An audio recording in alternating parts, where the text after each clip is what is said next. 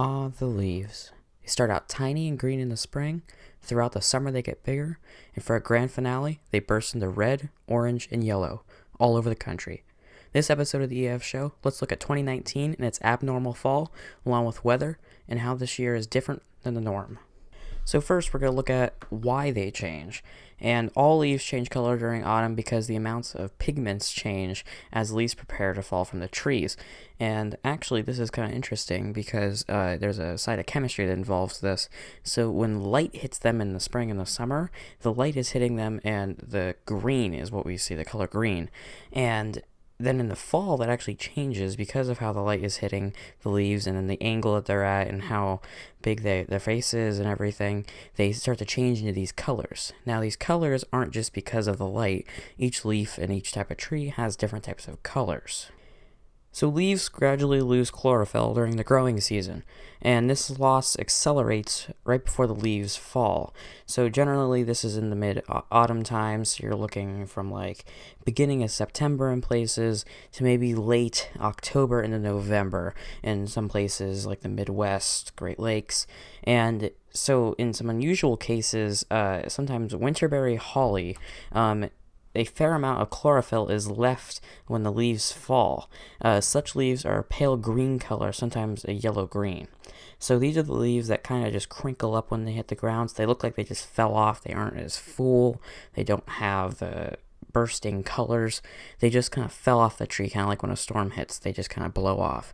And these leaves, they don't change, so the pigment stays behind, and the stem is what ends up being detached, not the leaf. Now, when leaves fall, the whole stem goes with it, but that's because the leaf just isn't held on anymore. It's not. The connection isn't there. Now, when the winterberry holly leaves fall, they don't change the color beforehand, so there's not really any warning ahead of time that they're going to fall. They just fall. Now, sometimes, as I said, they are yellow-green, and that's whatever in certain areas that these trees grow. Sometimes some of them will have a yellow with them, but that's in some rare circumstance. So looking at the colors, red is a result of the active synthesis in the anthocyanin pigments just before the leaves fall from the tree. This is the most common color of autumn leaves, and you'll see the pictures from Vermont, you'll see them from New Hampshire, so basically New England, of these bursting red trees, entire valleys of red trees. You'll see some yellows, but the red is this synthesis, and these pigments, they just burst at the last second. They have them. It's their last show right before the end, and it's kind of interesting because you see these entire trees that are red, then green, then yellow, and orange. They're completely different colors within the same yard. I mean, looking at a backyard, you can see them throughout the whole thing. So it's interesting that even different trees that look similar, they can have these different kind of reactions, chemical reactions with them that allow the pigments and everything to be different colors. And it's interesting how they name all of them. I believe they base back to Latin. And so, I mean, not to make anything more complicated, but then you have to look at each one and you have to name them. And ones that kind of mix, those trees that are kind of an orangey red and yellow, they actually have a combination of all of them. So it's kind of interesting, and all that info is from harvardforest.edu. So looking at yellow, those are the xanthophylls, and those are the pigments that create that yellow color that we see. And there's not really much on that, kind of the same thing as the red, just not as vibrant, and it has more of a kind of a palish yellow color. It's not like a highlighter yellow. So going to orange, the carotenoids carotenoids give the orange color to these leaves, and they kind of work the same as the yellow. They kind of mix in sometimes. You'll see sometimes those two combined, the orange and the yellows, in a lot of trees. I'm trying to think. Oak trees, I believe, have that orange and yellow color, and those are common kind of in the central U.S. And those trees you'll see most whenever they're kind of bunched together in woods. You'll see a lot of the yellows and oranges that make up most of the view. So using a method called chromatography, you can separate the colors. And this process dissolves the pigments and allows them to be absorbed by a strip of paper. And chromatography is used in chemistry classes across the nation. High school, colleges use them because it really shows how the color travels up the paper the same way it would a leaf. So you see some of these leaves that fall, and they have a kind of a gradient to them. And this is what this process is basically, but using a strip of paper. And it's kind of using almost a paint like substance with it. You kind of create a paint out of these leaves, and whenever it absorbs on the paper, you see how the pigments travel, and you see just how it changes. And you can even like look through spectrums and that type of thing if you get a spectrometer, and you can see all the different wavelengths of light hitting off of them. And a lot of trees in many states lose their leaves at different times, but let's look at the earliest and latest here in the U.S. So ash trees lose their leaves first, averaging in early August in places like the eastern and central North America, and that's from AmericanForest.com. There are also some that lose their leaves seasonably early due to climate change in the region. So generally, we see those leaves start to fall maybe in some places mid-September, most common is in October, but sometimes you'll see some that fall like at the end of August. I mean, some places in the country are still in the hundreds by then, 100-degree temperatures. And there is a tree that we have in my backyard, and it changes color. Sometimes, I think the earliest was August, but it just drops its leaves. You get amazing color, but it's really early. And those leaves, wind just knocks them off. They don't have anything to them. They just instantly fall off. And you get some really good color of these leaves on the ground. And talking about the chromatography, that color gradient I was mentioning, they are really a great example of that, because you look at the same leaf and you'll have green, you'll have red, you can have some oranges on it, and then the yellow ones have speckled, sometimes red, but most of the time it's orange on it. And it's happened so early, you kind of get a glimpse of what fall will look like. So it's, in one way, it's bad, because I mean, you don't want the cold to come, but at the exact same time you're looking at it, and I mean, you can get a pretty good hint on what the fall's gonna look like. And the latest in our country are oak trees. Now, this is excluding evergreens and the types of trees that don't truly lose their leaves, because, evergreens, they stay green. That's why they're named that. And that's why the oak tree is the latest tree that lets go of its leaves. It changes colors. And but the oak tree normally holds its leaves until late November at the earliest. And the amazing thing is that they actually hold dead leaves through the winter, even until late March. So whenever around the time spring is going to come around, you'll see some of those dead leaves hanging on, those brown colors. And that information is from KearneyHub.com. So looking at these oak trees, I mean, looking in the past, some of our oak trees, they have like that sharp edge leaf on it. It's not really big, it's not full. It's kind of a small, kind of a Christmas tree looking, like the Christmas trees they have in the car, that are scented, kind of that shape. So they're very brittle. So they will fall off, or they will just kind of crinkle whenever the snow hits them. But the ones that don't, towards the inner part of the tree, towards the trunk, they will actually stay and hold on, because as long as there's no wind knocking them off, they don't really have anything that is going to detach them, because they have a pretty strong grounding with their branch. And I mean, it's interesting, because peak times normally throughout the country are at the end of October, at the beginning of November, and that's kind of excluding the oak tree, because that just kind of turns brown, and then those are very different times. But looking at all the other types of trees, species of trees, they're generally the end of November, or end of October, beginning of November, and really that's right now. I mean, here we are, and on the 30th, and we're looking at some of these trees, and they're already losing all their leaves. And at the time of recording this podcast, about half of the trees, I believe in the U.S., are currently either at peak or they're past peaks. They're already losing their leaves. And this happened kind of immediately this year. There was no really build-up into it. It just kind of exploded into color at once. And since our weather systems have been weird, I mean, this color, it all came out at once, as I said, and this puts the peak throughout the country off their normal date. So the color as I said, when it exploded, you get all those reds. Those reds are the first to come out because the reds are more abundant. You will see them more. Those orangey colors, you have to get that through yellow because the yellow comes before orange on those stages of the same leaves that have that gradient, as I said. And this gradient really comes out whenever they turn yellow because you'll get the green to yellow. This is not the winterberry holly, but most trees that have that orange color in the end go from green to a yellowy orange color, and then they turn to like fire orange. Just it's crazy. Just see some of these. Like sometimes you'll have them fall off, and the bottom is green, the middle is yellow, and you have orange at the very end. You'll get the whole scale, and really, with temps in the 40s overnight and into the morning and temps in the 60s during the afternoon, the weather is perfect in the fall. That's why these leaves change the colors. That's why they start losing leaves, is because this low temperature in the morning and heating up kind of makes them pop. It almost bakes them in a way. It allows them to get kind of crisp and hard in the overnight hours, and then they heat up throughout the day. So you're really putting them through both processes of freezing and then going back to a hotter temperature again.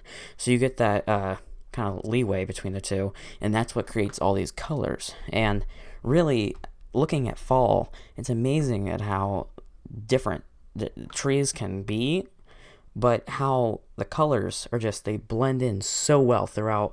Looking at woods, forests, you see those videos of some trails that are just covered in those leaves, and a lot of times whenever they fall, you'll see some of the oranges have like a reddish tint to them, and those are those same pigments that are in the reds that are in orange, because you have to note that these trees, they all have the same pigments.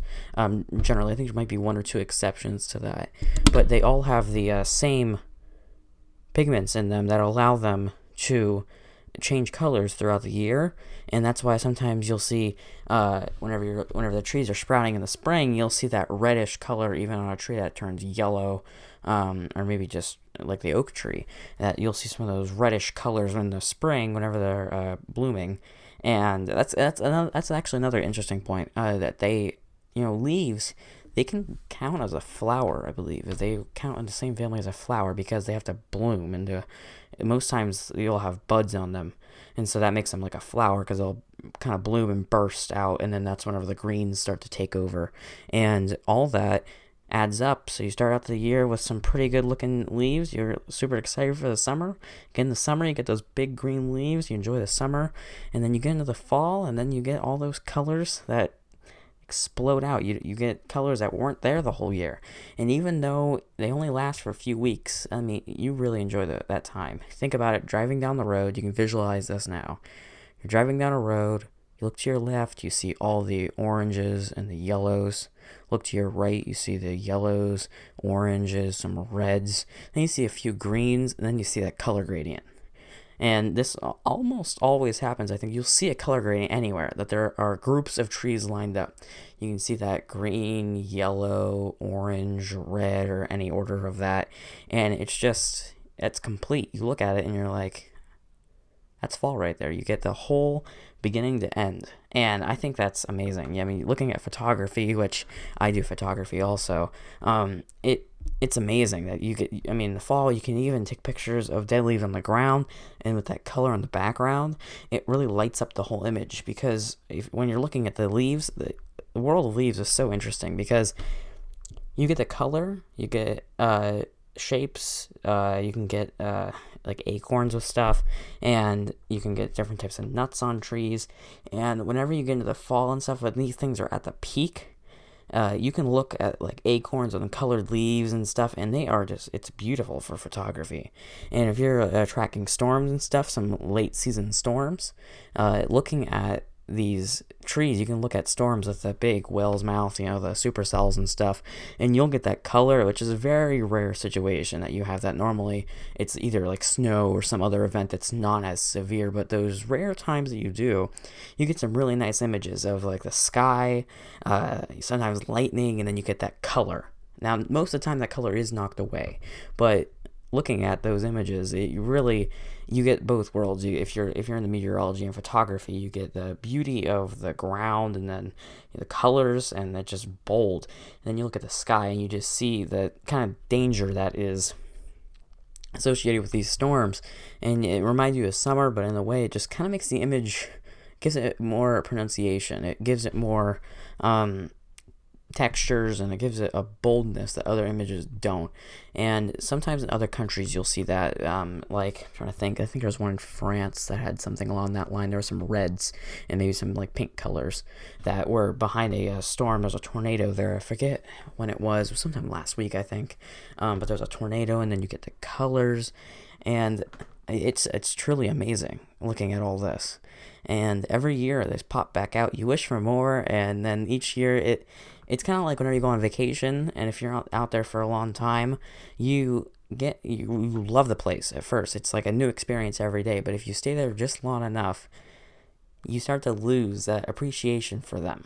And so you have to try to regain. That's what's so nice about vacations. If you do them every year, you get to experience it again, and it allows you to revisit that wonder in your eye whenever you first see something. So looking at leaves every year, I mean, even though it's only 2 weeks, sometimes those are the best 2 weeks of the year. You get the leaves on the ground that are falling, and then you get the colors, and you can just enjoy it. Go to a park, enjoy some color, and I know there are some places that are just reaching peak right now in the U.S. So if you're at a place that's reaching peak, just take a weekend here. Probably this week or next week would be the best, considering the snow that's going on and the big snowstorms, and then some thunderstorms, and the wind can knock those off. But just anytime you get a chance, just stop and take a breath and just enjoy the leaves. Look around, take in Earth. And you hear about this from astronauts and everything, but you don't realize how beautiful our planet is until you look at it from a different point of view. I mean, looking at it from space, it just shows you the beauty of everything. You know, our humanity and everything that we've built is so small compared to everything in the universe.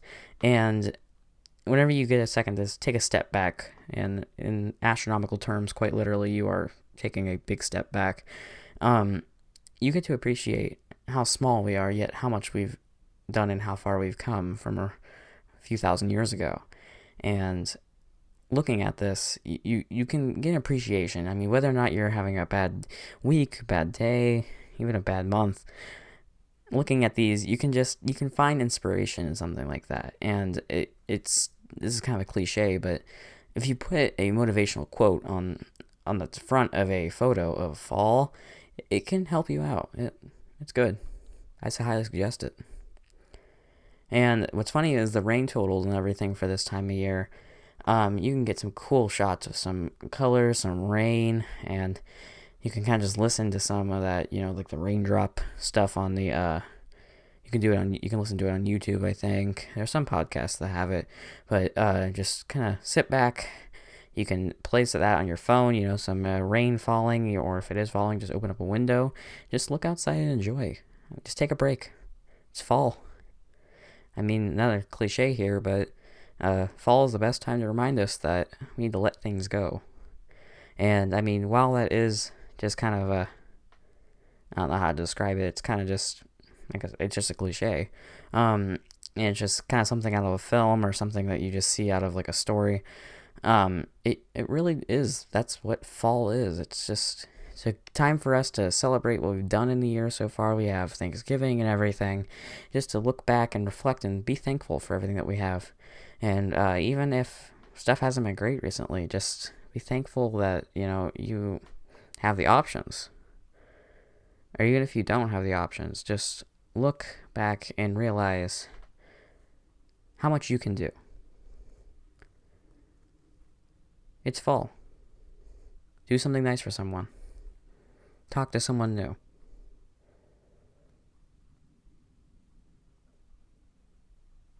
So thank you for listening to the EF show. So this was a fall podcast here. This is not the only episode that we are doing.